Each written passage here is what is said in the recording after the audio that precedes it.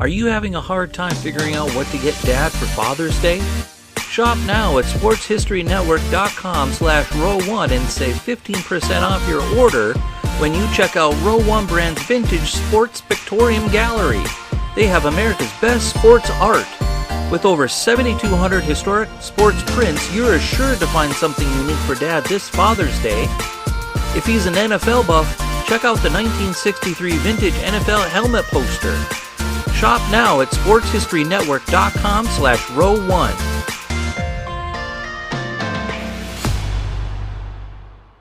Every year at the Memorial Tournament, great golfers amongst others are honored, some long after they've passed away. This year, 3 terrific golfers were honored: Ken Venturi, Harvey Ward, and Champagne Tony Lema. On this episode of Sports Forgotten Heroes, we'll take a look back at the career of Lema, one of the most fun-loving guys to ever walk the fairways of the PGA Tour. This is Sports Forgotten Heroes, a tribute to the stars who shaped the games we love to watch and the games we love to play. Stars who provided us with many thrills, but when their time was up, they faded away. We'll take a look back at their spectacular careers, their moments of fame, even if it was just for one season or just one game. And now, here's your host, Warren Rogan. Thanks for joining me once again on Sports Forgotten Heroes. Sure hope you've been enjoying the podcasts, and today, another great personality to remember, Tony Lema. When you look back at the history of golf and talk about the greats, names such as Jones, Hogan, Nelson, Palmer, Nicklaus, and Player are the ones who most likely come to mind. Then there's Sarazen, Snead, Watson, Trevino, and even Norman, and of course, how can we forget Tiger Woods? Few of today's fans, those of the modern generation, might never have heard of Tony Lema. He played during the heyday of the Big Three, Palmer, Nicklaus, and Player, and he was right on their heels. In fact, Lema thought the Big Three should have been the Big Four, and from 1963 to 1966, Lema was as good as anyone. During that period, he didn't miss a cut in a major tournament, and he finished in the top 10 8 times. In 1963, he nearly won the Masters, losing by a single stroke to Jack Nicklaus. And in 1964, he won the British Open by 5 strokes over Jack. And with the British Open coming up in just a few short weeks, what better time than now to talk about Tony Lema? And joining me in just a moment will be Bill Roland, who penned the book Champagne Tony Lema, Triumph to Tragedy. Bill, who wrote for such publications as Golf Digest, had unrestricted access to Lema's family while writing the book, and to this day remains a good friend of the Lemas. Of course, the sad part to the Lema story is the fact that in 1966, he was killed in a plane crash on a golf course along with his wife and others. But Tony's career on the golf course was something to celebrate. And from all accounts, that's what he would want everyone to do, celebrate his accomplishments on the course and his terrific life off. Before we get into today's show, I'd like to remind everyone to visit our website, sportsfh.com. There you can find information on how to participate in a future podcast and how to support the show. As they say, every dollar counts. Speaking of support, thanks to Hall of Fame sponsors Henry R. from New Jersey and Jack K. from Las Vegas. You can also follow Sports Forgotten Heroes on Facebook and on Twitter at SportsFHeroes. Now, Bill Roland was a huge Tony Lema fan, and combined with his love for the game and for writing a book about Tony Lema was a no-brainer. Here now is my conversation with Bill Roland about the great Tony Lema. Bill, welcome to Sports Forgotten Heroes. Thank you, and it's a pleasure to be here. So first, let me ask you this.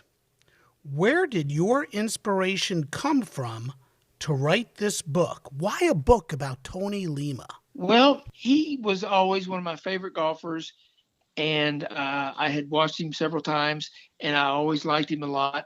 And I thought that he had the great character and was very aggressive and competitive And along with Arnold Palmer, I must say he was one of my favorite golfers. Researching the material must have been half the fun. Tremendous. The way that all started is that I wanted to do an article about Tony Lema in 1984. And you may say, why? What made you pick that year? It was 20th year anniversary of his 1964 victory at St Andrews in the British Open. And I thought it'd be nice to have a 20th anniversary story. And I got a hold of the Lema family, who, of course, still lived in San Leandro, California, and made contact with them, visited them, got some information so that Golf Digest would publish the article, which they did in this early spring, summer of 1984, 20th anniversary. You know, like many golfers, he had his ups and downs, a lot of ups, and he really wanted to win a major. Tell me about the 1964 British Open. This is probably the most exciting part of his career. What happened in May, Tony's putting had gone sour, and he was at the Oklahoma City tournament in May of 1964, and I think he had broken his putter out of anger, and he was on the practice green putting, and Arnold Palmer was practicing as well, and said, "Tony, what happened to your putter?" "I'm not using it anymore. I broke it." And Arnold said, "Well, here, I've got one this is a Tommy Armour putter. I think you may like this. You got to give this putter a try." So Arnold said, "Tony, try this putter." And he did. Well, shortly, we're talking 2 weeks later, he won the Thunderbird Open, which is at Westchester, in early June of 1964. And he won it by defeating Mike Suchek at Westchester Country Club right outside of Rye, New York, about 40 miles north of New York City. Sure. But Tony made a 10-footer on the last hole to win the tournament. And yes, he was using the putter that Arnold Palmer had given to him. The very next week, he went to Michigan, and Tony played in the Buick Open at Warwick Hills. And he ended up winning that tournament by 3 shots over Dow Fitzgerald. And so now he's got 2 tournaments in a row. And the very next tournament was the 1964 United States Open at Congressional, right outside of Washington, D.C. And I think it was in Bethesda, Maryland. And everybody at that time was saying, everybody's once again talking about Arnold Palmer, Jack Nicklaus, and Gary Player, but Tony Lema's got a shot at this. And it turns out that is in the period of time when Tony was going back and forth about, I'm going to go to the British Open, which is going to be played at St Andrews. No, I'm not going to go. And even his wife, Betty, went up to another golfer and said, "Tell me something. He keeps vacillating between going to the golf tournament in Scotland and not going. Is this common? Is this what golf pros do?" She couldn't figure out why he can't just make up his mind. Right. And in that period of time, in June, that's when Arnold had decided he had won the British Open in 1960 at Troon, and he won the 1961 at Royal Birkdale, but he played terrible in the 1963 British Open, and Arnold decided not to go and play in the 1964. He just decided to take a year off and not fly over to Scotland, and he had a caddy named Tip Anderson, and that's when Arnold and Tony talked about a month or so before the tournament. Arnold said, "You want to win that thing?" And of course, Tony was very inquisitive and said, "Yes, but can you kind of go another step and tell me how?" He said, "Well, I can set it up so you can have Tip Anderson caddy for you, and you'll win that thing." And of course, Tony said, "Sure." And so let's go back to the United States Open. Tony ended up coming in 20th, and that was the year that it was like 95 or even hotter in temperature, and the humidity was about the same at Congressional. And they played 36 holes on Saturday, and Ken Venturi almost had a heat stroke. And we all remember that. But one thing we have to know, and this is the behind the scenes, they played 18 in the morning and 18 holes in the afternoon, and it only got hotter as the day progressed. But Tony Lema was 5, 8, 10 shots back. But during the break between the morning and the afternoon rounds, Tony went and saw Ken Venturi, who was a friend of his from the Bay Area.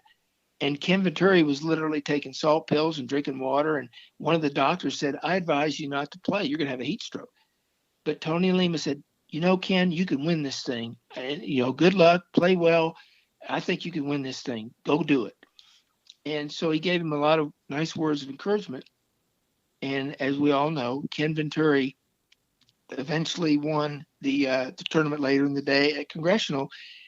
And who was the first golfer to call him while Ken Venturi was just finishing up on his press interview afterwards?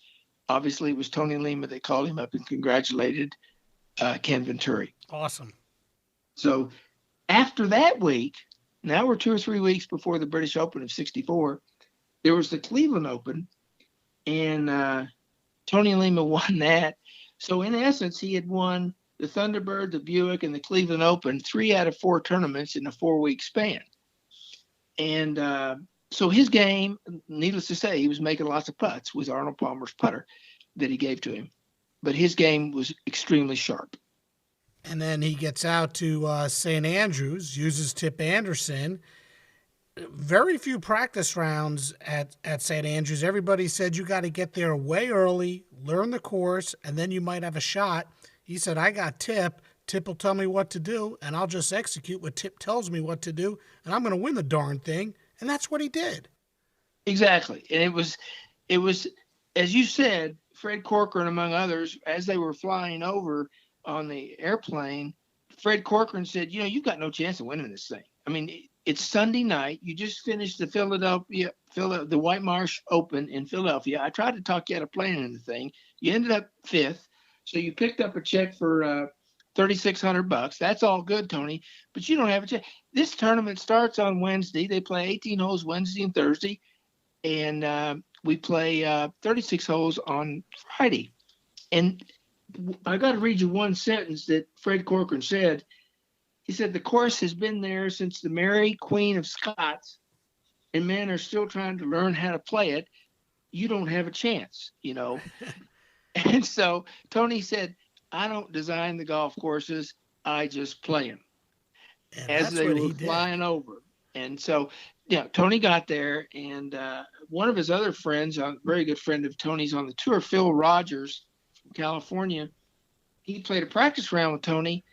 And Phil said, Tony, I got one piece of advice for you, and you ought to take it now. And Tony said, what's that? And he said, Tip Anderson is a wonderful caddy, and he's spent his whole life at St. Andrews on this golf course caddying. And not only that, as we said earlier, he caddied for Arnold Palmer when Arnold won the British Open in '61 and '62.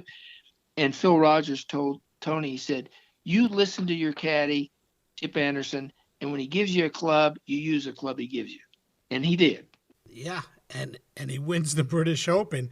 And much like the players on tour, how much they loved and respected Tony from the time he teed up his first ball on tour, right away, the fans at St. Andrews, they fell in love with Tony too. What was it about Tony Lema that everybody loved so much? At first, they didn't appreciate his thinking that he could win and keep in mind, he's won 3 out of his last 5 tournaments. So he's on a wave of a lot of confidence. And the fans just liked his attitude. At first they questioned it, but as soon as he was within 1 shot of the lead after the first round and so forth, but they called him the Jolly Yank, and he just has that personality.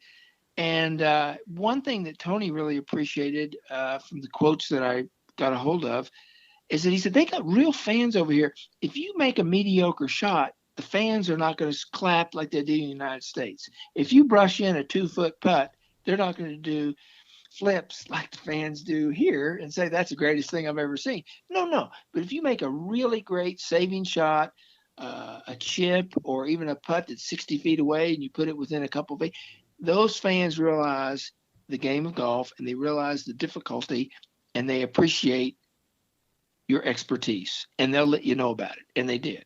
And it was, so both sides, Tony Lema is a golfer, and the fans, that really know the game of golf in Scotland, they appreciated each other, basically. So many of us know the story of Tony, at least on the periphery, but I'm not too sure how many of us know just how great a golfer he was. Tell me about his game and what made him so good, maybe even great. Well, that's a good question. He played a lot of golf throughout high school and so forth. Then I think it was 1953. He was born in 1934. So in 1953, when he was 19 years old, he didn't know what he wanted to do. So he ended up going into the Marines for 2 years. And when he got out, he had an opportunity to work at San Francisco Golf Club, which he did. And he played through 55, 56, played in the United States Open, qualified in San Francisco, played in the United States Open, which was played at Oak Hill in 1957. And he was actually started on the tour in 1958. And I'll tell you right now, he really, really had to grind it and work and practice for quite some time before his first victory on the PGA Tour. So it didn't come easily, but at the same time, he was a real worker. Granted, he partied. Granted, he took a few ladies to a dance here and there, but he worked on his golf game.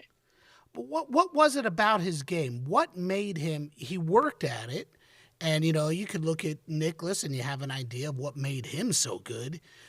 Arnie and Gary Player, the big three. What made Tony so good? What was it about his game that separated him from the other golfers? His game was strong all around. He hit the tee ball very nicely, good iron player, short game. But I must say that he understood what he defined as the cone of contention. And by that, anything within 75 yards of the cup, Tony Lema considered that to be the cone of contention, whereby you had to get up and down. You had to, convert a birdie on a par 5 or whatever the case may be. Or if you missed the green on your second shot on a par 4 and you were in a bunker or in the rough or on the collar or whatever, he really practiced hard at his short game and took advantage of his feel in order to get the ball close to the hole, and eventually became very strong. The short game became a very strong part of his all-around game and saved a lot of pars, which could have easily been bogeys or even double bogeys. Bill, I jumped ahead a little by mentioning Nicklaus, Palmer, and Player. He wasn't a fan of the moniker given to them of the Big Three. In fact, you might say he was a little miffed at it and thought it could have actually have been the Big Four, with himself being the fourth. Why was he so against the calling out of the Big Three? Well, number one, he was a gentleman golfer, but at the same time, he considered himself very competitive. And he felt like, hey, if I didn't think I could beat these guys, the Big Three, Arnold Palmer, Jack Nicklaus, and Gary Player, I wouldn't play. So he felt like they don't scare me. They don't frighten me.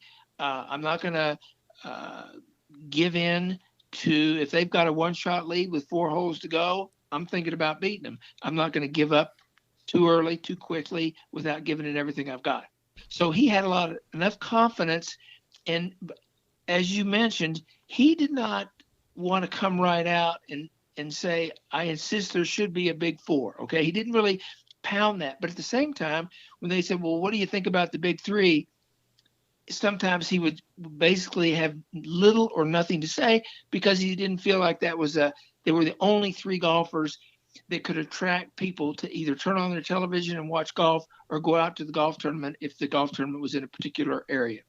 Right. He thought that the Big Three moniker might actually have an adverse effect on golf, because if one of the Big Three or any of the Big Three were not playing in your golf tournament, then it didn't measure up against the other golf tournaments. Exactly. And Tony felt like not only himself, but there were a handful, more than a handful, many 20, 30 golfers who really had a strong golf game and could very well win a golf tournament at, if they had a very accurate week with their irons and their putter and so forth and played very well. that doesn't mean that Arnold, Jack, or Gary were the only people that had a chance to win a golf tournament. There were a lot of people out there that had a chance, and Tony felt like, hey, people, that run the PGA, give other golfers a little credit for being pretty good players. But in all fairness, the big three were the big three in a way because they had all of those tournament wins. They won all of those majors. Tony had just one major, which came, at the British Open. But those guys were the big three. You are right. And if we look at there's no other way to say it. If we looked at the stats and looked at how many U.S. Open, Masters tournaments, PGA's tournaments, and obviously the British Open, how many of those tournaments the three of the big three won? It was very many. I don't have it right off the top of my fingers, but it was way up there. Sure. So let's go back to the beginning and paint a picture here for me. Where did Tony's love for the game come from, and what was he like off the course before joining the tour? I read in your book he was maybe a little mischievous, had a sense of humor. He even knew how to fake his mother out when the report cards came home. Tell me about Tony Lema off the course. Well, off the course, first of all, he didn't spend much time off the course. By that, I mean, he had a reputation of cutting classes and caddying or going to the golf course, which is Lake Chabot, which is right there near San Leandro, California, on the eastern side of the San Francisco Bay. And like I said, he'd caddy or play when most people, young children, or not young students, 15, 16, 17, would be in class, but he would skip a lot of class. And he just loved to be around golf and would play quite a bit. There was a gentleman that taught at a practice range his name was Lucius Bateman, and he was a golf professional, didn't play on the tour, but he was an excellent teacher, and he allowed Tony to work there and hit practice balls. And it got to the point where Lucius Bateman, and now we're talking in the early 50s when Tony was like 14, 15, 16, 17, 18, Lucius would take Tony to golf courses all around the Oakland, San Leandro area and get some pretty good money matches set up. And here's, Tony at those teenage years, and people say, who's this skinny kid? He doesn't have a chance. And Lucius Bateman worked with him very hard, but knew how good he could play. And he did say that Tony always came through. I mean, in the clutch, Tony either made that putter, got up and down from a difficult situation around the green or what have you.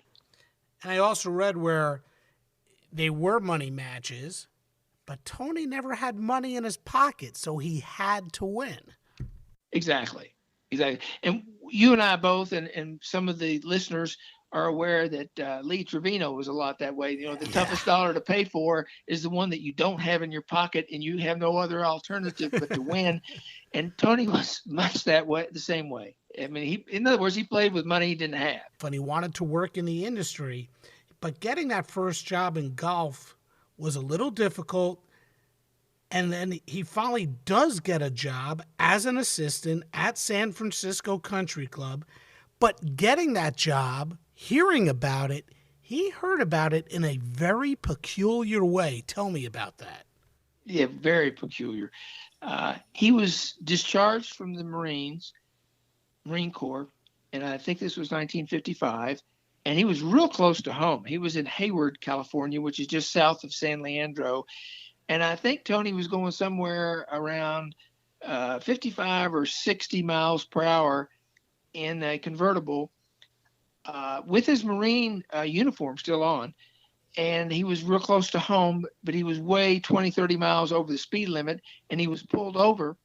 And all of a sudden he recognized the officer, and vice versa. They recognized each other and started talking, obviously, about golf immediately. And then the officer said, hey, I understand the head professional, John Gertson over at San Francisco Golf Club is looking for an assistant. And I just found out a week or two ago about this opening. You might apply for it. And so they talked for 10, 15 minutes, and Tony thanked him for the referral there. And all of a sudden, Tony got back in his car and was driving home and realized not one word was said about how many miles per hour he was going over the speed limit. So, and he eventually had the interview, and I'm not sure. I think there were like 10, 12 other golf professionals, and Tony got the job. Now, keep in mind, he's fresh from being discharged from the Marine Corps, and he was polite, attentive, a gentleman, the whole thing. And he impressed head pro John Geertsen enough to where, boom, he got the job. And Tony went on to say, I have no idea why he picked me, but he did. Sometimes things happen for a reason. He had a pretty good amateur career, and after serving in the Marines, like we said, he decided to give golf a chance and ultimately tour golf a chance. Tell me about his early days on tour and how Jay Hebert actually kept him from quitting. Yeah, that's a very good point. Number one, in 1957, he was given $500 by a gentleman, I forgot his name right now, but it'll come to mind, who was the same gentleman that caddied in 1911 for Francis Ouimet when Francis Ouimet won the Open at Brookline. And this gentleman, which I can't think of his name this second, he had moved to San Francisco and got a car dealership, probably more than one, and he liked to back golfers. And one of them, not only with Tony Lema, he gave Tony Lema $500 in the early January of 1957 and said, go down in Southern California, play in some golf tournaments, get your feet wet, and if you can, pay me back. And Tony eventually went in where he played in 5 tournaments. And this isn't the PGA Tour. This is like the minor league, the smaller tournaments.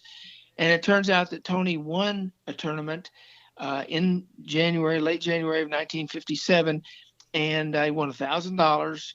And he, as he left town in Southern California, he sent a check for $500 back to the gentleman who had advanced the money to him.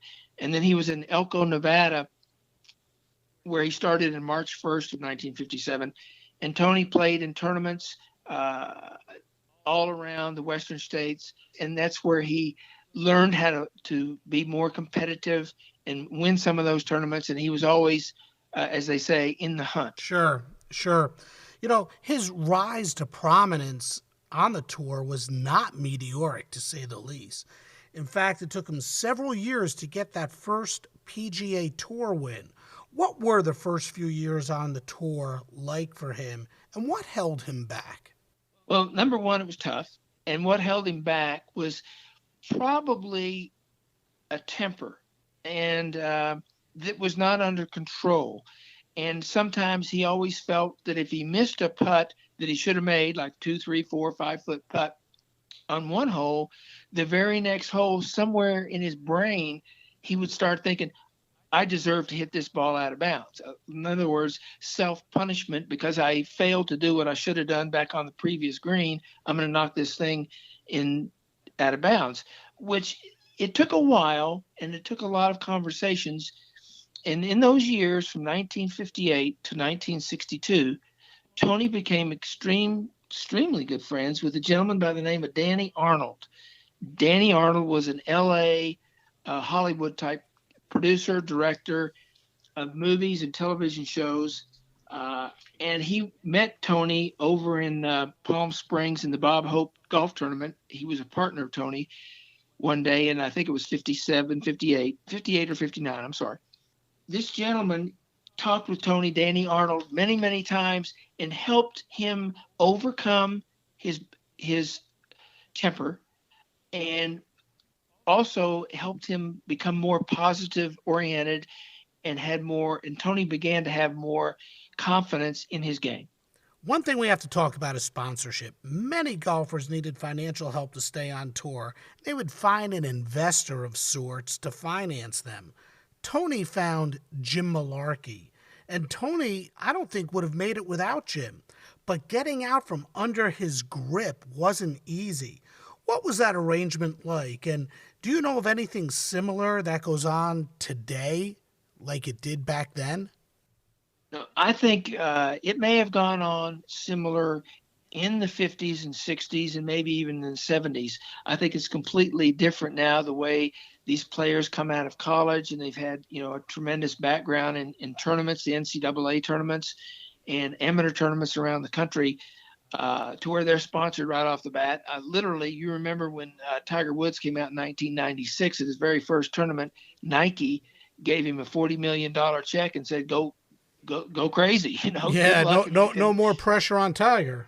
Yeah, from word go. But no, Tony worked a deal with Jim Malarkey, and it was basically that Jim Malarkey would, in those days, this isn't going to sound like much money, but he would advance Tony $12,000 to $14,000. Now we're talking 1958 through 62, $12,000 to $14,000 annually, and anything Tony won over that, Jim Malarkey would get, I think, 2/3 over that, and Tony Lema would get 1/3. Now I may have that backwards. It could be Tony gets 2/3 over 14 grand, and Jim Malarkey would get 1/3. I'm not quite sure, but the idea of Jim Malarkey was, I want you to go out there and I want you to live high. I don't want you to drive between tournaments. I want you to fly. I want you to be rested before the tournament comes. I don't want you to be going on a 36-hour drive from Georgia to northern Michigan or whatever the case may be. And so he tried to set him up so he had enough money, didn't have to worry about living the low life, basically.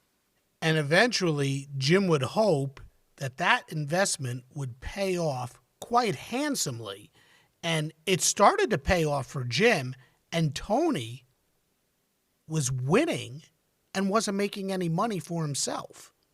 Yeah, because there was one stipulation in that agreement that if Tony did not make like I said earlier, the roughly $14,000 that Jim Malarkey advanced him annually, if Tony did not make that much to pay him back, basically, then it would basically go on a bill that Tony owed him. And Tony tried at that time to say, well, let's just sever this thing.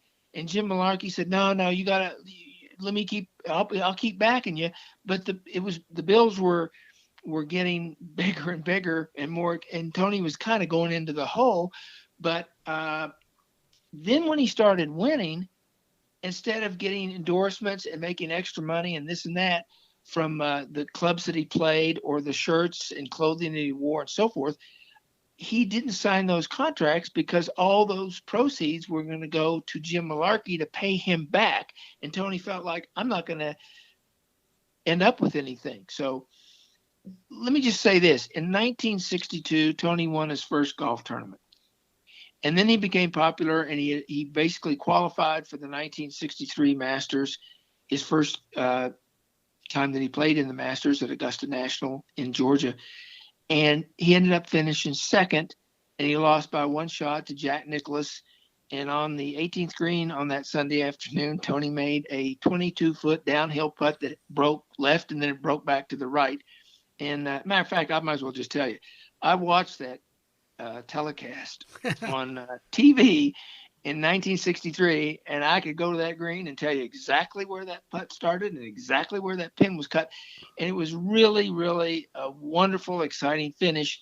And then, of course, Jack Nicklaus came right behind Tony, and his second shot went 40 to 45 feet beyond the cup, which means that he had a real slippery downhill putt.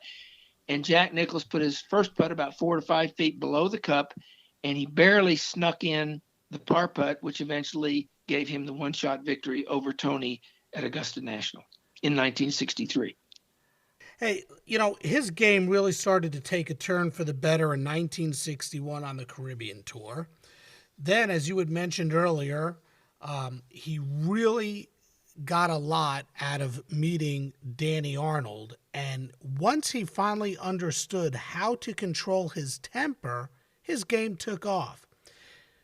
In 1962, he finally got that first win, and it came in a playoff against Bob Rosberg. And I don't know if it's controversy, but as with anything, there's another story that most people would never hear about, but with Tony, there's a story about almost everything. In the 1962 Orange County Open, Tony got in a playoff with Bob Rosberg. And on the very first hole, Tony goes over to his tee shot on the first hole, and it was barely in bounds. And he advances the ball, it was a par 5, got on the green, made a putt, tied Bob Rosberg for the first 2 holes. They broke even.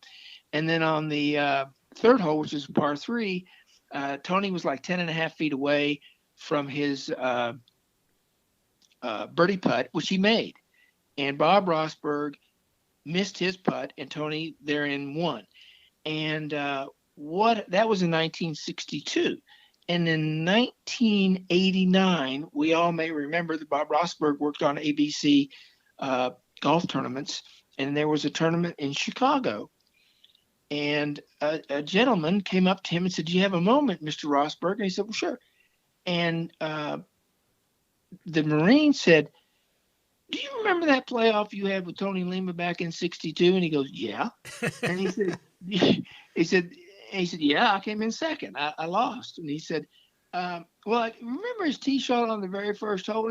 And Bob Rosberg, "Well, I didn't go over there on the left-hand side of the fair, or the rough, not the fair, it was left of the rough of the fairway." But he did say, "Yeah, Tony was barely in bounds." And the Marine said, "Well, I got something I'm going to go ahead and tell you. As you know, Tony was a Marine, and like I said, I was at Camp Pendleton at the time, and I went over there, and Tony's ball was out of bounds, Mr. Rosberg, and I kicked it just a few feet, but I kicked it back in bounds." Well, I must say, Warren, Bob Rosberg did not chuckle like you just did, okay, at all. He looked at the man. He said, "You mean you kicked his ball back in bounds?" And the Marine said, "Hey, one Marine to another. I was going to cover for him. You know, I was rooting, no offense to you, Mr. Rosberg, but I was rooting for Tony Lema." Wow. Yeah, that's a wow. Wow. So, but if you don't mind, I need to go back. The day before that, the playoff, it was a Saturday, and Tony had a 1-shot lead at the Orange County Open. And they were at the golf course there, and they were in a very small, like a card room was the press. In those days, they didn't have a great big press tent or what have you like they do now at golf tournaments. And one of the newspaper people said, "Tony, tell me something. You never won on the tour. What are you going to do if you win this thing?" I was just going there. I was just going to say, no, not at all. This is big because there are a lot of people that have heard of Champagne Tony Lema, but not everyone knows why he was named Champagne Tony Lema. So please continue. Sure, Warren. What happened is the gentleman, the sports writer, asked that question: "What are you going to do if you win this thing?" And Tony was nursing a can of beer, and he picked the beer up, and he pointed to it with one of his other hand, and he said, "I'll tell you one thing. If I win this thing tomorrow, we're not drinking beer. We're drinking champagne." And what a really neat, really a background thing, a photographer for the LA Times was standing there, and after the press conference ended, he walked down the hall. And keep in mind, this is a country club in Anaheim, right outside of Anaheim, California. He went to the manager and said, "Tell me something. Do you have any champagne around here?" He goes, "Nah, we only carry champagne for weddings and graduations and anniversaries and things. We don't have any champagne." The photographer for LA Times said, "You better go get some. You better get some bottles of champagne," because Tony Lema, just moments ago, right down there in the conference, he said, press conference, he said, "If I win this thing, I'm having champagne. So you better put it." So I got to give him the background credit for making sure that the manager of the country club had enough champagne so that day when Tony did win the playoff against Bob Rosberg, the champagne flowed. And it never quit. Yeah, it never quit. It became a staple of Tony's career. Every time Tony Lema won a tournament, champagne flowed. Exactly. And we got to give a little credit there to Fred Corcoran. Now, Fred Corcoran was a gentleman that was basically a agent for Ted Williams he was an agent for a lot of other famous athletes in the 1940s and 50s. And he became Tony Lema's agent, and he was the one that got a hold of a very famous champagne company out of France, Moet et Chandon. Excuse me if I pronounce that incorrectly. I took 2 years of French in high school, but that's been quite a few years ago. But it was one of the top. They produced 29 million bottles of champagne annually. Okay, so this isn't just a small company. But anyway, they always had, when Tony was in the hunt at a golf tournament on Sunday afternoon for the final round, and it looked like he may have a chance to win, Moet et Chandon always had a case of champagne or more handy so that the press corps could celebrate along with Tony Lema his victory. And that happened 12 times because he won 12 tournaments, including, of course, the 1964 British Open. And yes, the champagne flowed at that one. Awesome. Just awesome. Earlier, you mentioned his wife, Betty, and we would certainly be remiss if we didn't talk about Betty. And here we go again. Just like out on the golf course, there's a story about how he met his wife. It was in 19... and let me just say this. They met in a way that a lot of guys would like to meet their wife. Yeah, it was real simple. It was an American Airlines flight from Dallas, Texas to San Francisco. And it was, I think it was in 1961 or 62. I'm not quite sure. But he met Betty Klein, and she was a stewardess for American Airlines. And it turns out that there weren't very many people on that flight. I don't know if it was a Sunday night flight or whatever the details of when the flight was. But Tony was, I'm not going to say he was flirting with her, but they ended up playing gin rummy for most of the flight because she didn't have that many passengers to serve drinks and dinner and so forth. And one thing led to another, and they didn't see each other for, I think, 3 months. And it turns out, and I don't know if he kept in touch with her, but 3 months later, there they are on the same flight. And then one thing led to another, and they started dating each other and so forth and so on. And they eventually married in late April of 1963, shortly after Tony had played so well in the 1963 Masters at Augusta. Just a lot of stories when it comes to Tony Lema. You know, he liked playing in team events too, like the Ryder Cup. He played in the Piccadilly, Shell's Wonderful World of Golf. He always did well, but the Ryder Cup was really important to him. And his first Ryder Cup actually came before he played in that British Open in 1963. And he had a stellar Ryder Cup career. 8 matches. He won 8 matches, halved one, and only lost one.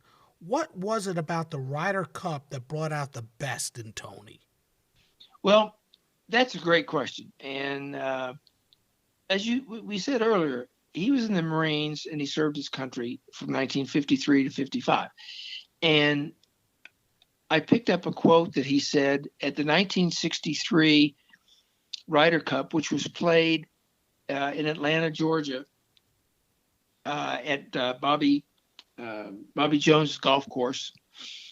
Tony said that he just had butterflies and everything when they played the national anthem, and he realized we're not playing for money here. We're playing for the pride of the game of golf in the country that we represent. And so he really, really got his game really in great shape before the Ryder Cup. And as you said a moment ago, Warren, he played very well and won most of his matches in that Ryder Cup event at East Lake there in Atlanta.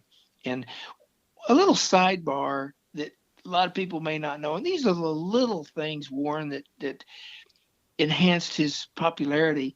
Here he is on number 6, and I played that golf course. And number 6 is a par 3 the green is out in the middle of a lake. Sure, you got a path that goes to it, but other than that, it's completely surrounded by water. And Tony was in a match with somebody, and he literally was getting ready to take his club back. So he was within a split second of executing his shot. And the clubhouse isn't that far away.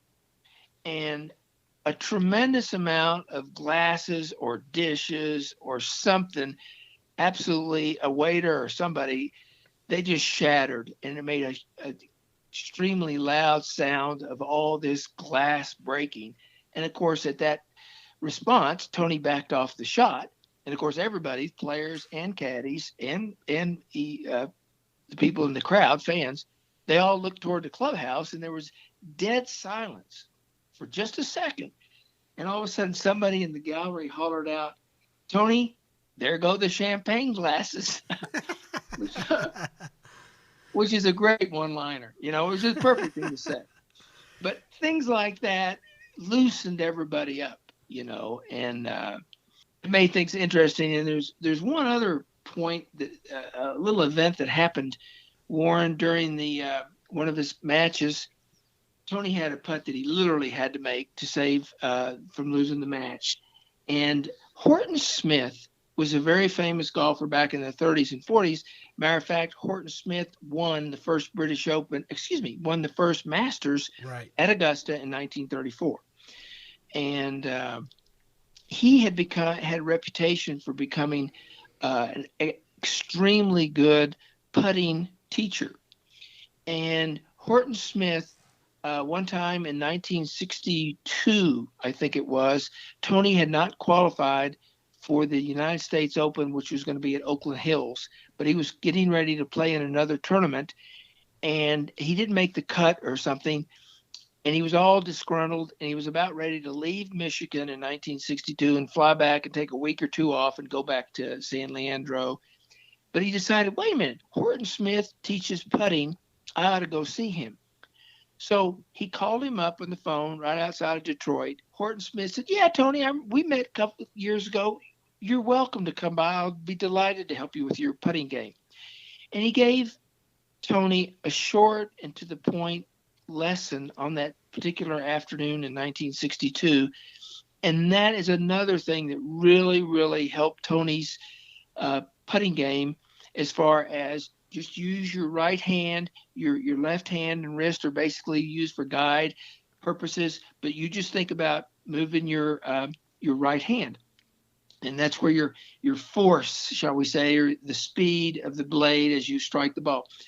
And so what happened was Horton Smith in 1963, we're going to go back to Atlanta at the Ryder Cup. Horton Smith was right there beside the green. And just before Tony punted, he looked in the gallery and he saw Horton Smith there. And he said, "Now I know I have to make this putt. There's my mentor sitting there watching. I got to make it." And so he made it. And as he walked off the green, Tony said, "I saw you and I knew I had to make it." And Horton Smith just looked at him and said, "You had no other choice." You know, so, but little things like that happened throughout his career, which just shows you that. And Tony wasn't afraid to give credit at a lot of different times to people that have helped him, such as Horton Smith, such as Chick Hebert, and other golfers that he played with in the beginning part of his career. Yeah, I was going to go there. You know, Horton Smith is just another example of the kind of guy that Tony Lema was, in that so many players offered Tony help and advice. Again, I've got to ask, what was it about Tony Lema? He had this magnetic personality, and people wanted to be with him. They wanted to help him. He was just this great guy. And that's exactly it. He was not only popular, but he was appreciative. And we need to go back just real quick to Betty, who eventually, like I said, in 63 became his wife. She is the one that I can't remember exactly, is 65 or something. He started getting a little bit more lackadaisical. And he'd show up sometimes on Wednesday without, most tournaments are played Thursday through Sunday. He'd show up Wednesday, and maybe he played the golf course a year prior or what have you. But she said, you got to take this more serious. You're just thinking that you can just show up and go to the first tee. No. That's not the way you became as good as you are. And Betty literally, one time when Tony won in 65, I think it was, he won these 2 straight years. He won the Buick Open. But for 1 year, Betty was not there. She was obviously flying with American Airlines or what have you. But what happened, Warren, is Tony was like, oh, shucks, I wish Betty was here. And somebody said, what changed? And he said, well, she told me I got to start to get the tournaments 2 or 3 days in advance. I need to really check out the course a little bit with more detail, so forth and so on. And then Tony came up with the sentence that Betty had told him one day.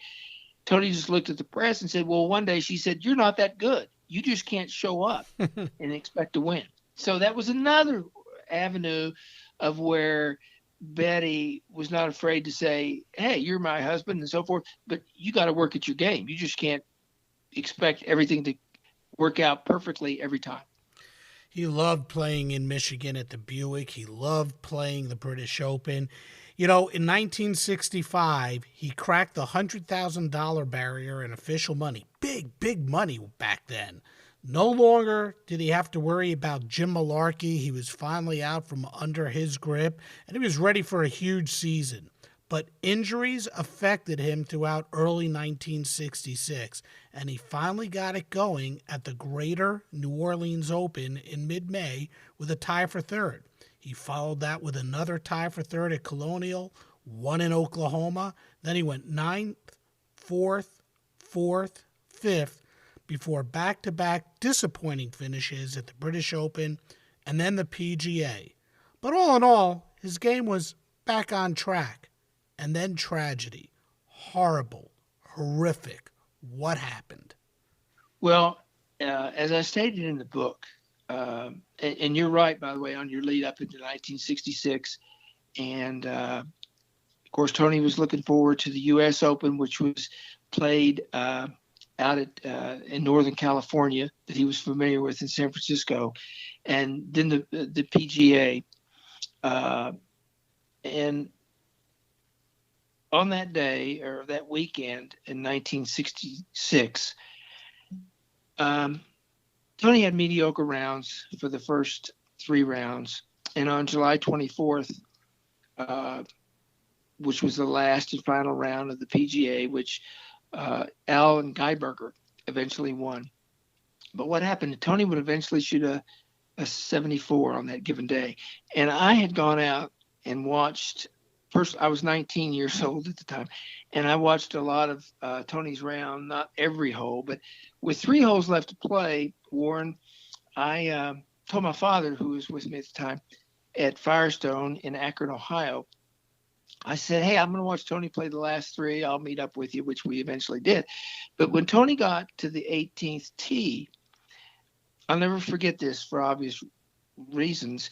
He absolutely nailed his drive, okay? He crunched it. I've been around golf. Granted, I was only 19, but I've been around golf enough at that time. When somebody really nailed something and caught it pure, I knew I could see that.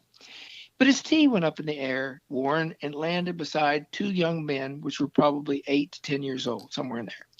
And I was standing right beside those 2 boys. And they started fighting over the tee. And Tony Lema had started to walk off the tee, but he walked over to the 2 boys and said, whoa, boys, don't be fighting. Now, keep in mind, this is the 18th tee, last hole of the tournament. And so Tony dipped into his pocket, and I'm 3 feet away. He dipped into his pocket, and he takes out about a dozen gold tees. Keep in mind, in 1964, he had written a book called Golfer's Gold, okay? So I guess he started using all gold tees from that time. So he has a handful of these tees and these 2 little sets of hands, which are, these kids are, like I said, 9 years old. He drops these tees, which for all intent and purposes look like glittering gold going into these small hands. Wow. As I said, Warren, I was a few feet away. And of course, I don't have to tell you, as a 19-year-old, what I was thinking is, I wouldn't mind one of those tees. So he patted them on the head and they scurried away. They were gone within seconds. And so Tony started walking down, and he was only about 6, 7 feet away. And I just looked at him. I said, Tony. And he kind of glanced back and said, yeah. And I said, that was nice. And he said, they're just kids. He said, besides, this is my last hole. Wow. And I never forget, I stood there on that tee, and I didn't go on down to the fairway and the green. I just kind of walked away. But I stood there and I thought, where am I going to see him again? You know, he's my favorite golfer, and I hope I get the opportunity to watch him play again. And within 3 or 4 hours, about 4 hours after that, he was in a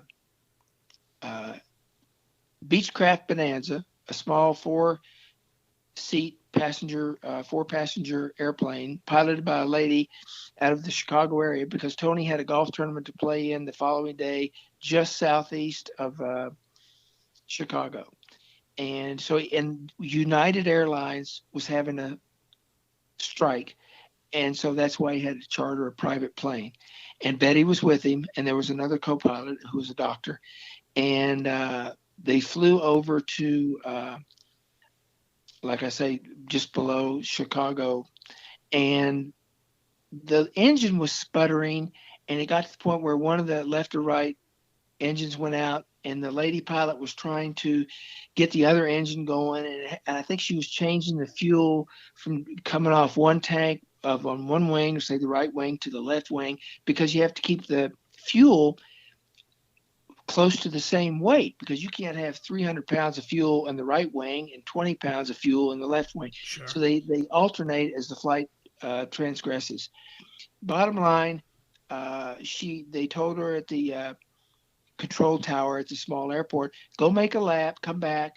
And when she was making a circle, and then once again, she was down to about 300 or 250 feet or less, she was trying to switch engines, and it sputtered, and one thing led to another, and then the plane crashed on the Lansing golf course, and the plane landed right beside the number 7 green, and all 4 perished in the plane crash. And I must say, the whole world of golf lost one of the most colorful and enjoyable professionals in golf on that day. Horrific. At age 32, Horrific. by the way, he's 32. So young. Yeah, his career was short, just way too short. But he left an incredible mark on the game. He won 12 PGA Tour tournaments, plus another 10 unofficial events. He played in 2 Ryder Cups. His official career earnings came to over $350,000. And when you consider that last year's winner of the British Open, Henrik Stenson, for the tournament, he won $1.5 million. Who knows what Lema's career earnings would equate to today and how much more he might have won. Simply a marvelous career. There's so much more we can talk about, but we can't go on forever. If there's anything else you want us to know about Tony Lema, what would that be? He loved the game, and he loved the people. He was a real family man. He tried to give the game of golf all he had, and he appreciated every aspect. In other words, I remember one quote, Warren, when Tony said, a guy may be the parking lot attendant, and one other guy at the golf club may shine shoes, and somebody else may be the chef that never gets seen. But he said, you got to understand, these people are professionals in what they do, and they try to make the environment, in this case, around the golf course, as nice as they possibly can. So what I'm trying to say here is, I think Tony had a real appreciation and respect for everybody, not only in the golf game, but everybody. And he just tried to be to do his best. And I think one of the quotes that I used toward the end of the book was, he said, I didn't necessarily want to be the greatest golfer in the world, but maybe I didn't have enough talent. He said, I saw up close what Arnold Palmer had to go through, as far as people for years and years always trying to get autographs, and can you do this for me? Can you do that? And he said, I don't want to do that. But he said, I wanted to be a personage in the game, and I wanted to be remembered for somebody who really cared about other competitors and also the fans that came out to watch players in golf tournaments. Yeah, I mean, he had a great career, and Unfortunately, I just think that he's not remembered the way he should be, which is why I decided to do a show about Tony Lema. And I can't thank you enough for joining me on this episode of Sports Forgotten Heroes. Your book, Bill, terrific. Champagne Tony Lema, From Triumph to Tragedy. If someone wanted to read that book, where could they get a copy? You just go to Amazon.com, or you could just go to TonyLema.com, or just Tony Lema, period, and it'll guide you to the book. And I just try to put a piece together. And like you just said right there, Warren, the primary reason why I wrote the book is because I felt he was the golfer who did not get the notoriety, especially to this generation. And it's like people have to be in their 60s or 70s that even remember Tony, because let's face it, he left us over 50 years ago. So it would just been a labor of love, basically, on my part. Bill, thank you so much for being here. My pleasure, and I thank you very much, Warren, for the opportunity. And I hope the listeners enjoy the story about a really, really great golfer. Awesome. Thanks. Thank you. Lema won 22 tournaments overall, 12 on the PGA Tour. He was a member of 2 Ryder Cup teams where he compiled a record of 8 wins, 1 loss, and 2 ties. At the age of 32, he was barely in his prime, and his game was really coming together when he was tragically killed. No telling how many more tournaments or how many more majors he might have won. For more on Tony Lema, please check out sportsfh.com. Not only can you see more about Tony, but you can check out past episodes of Sports Forgotten Heroes and see who's coming up on future podcasts. You can also learn how to participate in a future podcast and contribute to the show and become a Hall of Fame sponsor. That's sportsfh.com. There's also a comment section, and we'd love to hear from you. You could even suggest stars for future shows. Follow Sports Forgotten Heroes on Twitter at SportsFHeroes, or check us out on Facebook. Again, you can get all the information you need on Sports Forgotten Heroes at sportsfh.com. Next time on Sports Forgotten Heroes, we'll take a look back at the career of baseball's Dean Chance and a surprising career after his playing days were over. And joining me to talk about Dean will be 2-time Cy Young Award winner Denny McLain. Thanks again for listening, and we'll see you next time on Sports Forgotten Heroes. We here at the Sports History Network proudly partner with 26 podcasts, all revolving around the history of sports. But did you know that many of our hosts were sports history authors way before they started their shows? It's true. We've got Joe Ziemba, host of When Football Was Football, Joe Zagurski, host of Pro Football in the 1970s, Mark Morthier, host of Yesterday Sports, Tommy Phillips, host of Lombardi Memories, and Scott Adamson, co-host of From the 55-Yard Line. All these authors have many books for you to choose from. To check them out, go to our website at sportshistorynetwork.com/sportshistorybooks. Pick up your copy today. Soundtrack provided by Kevin MacLeod of filmmusic.io.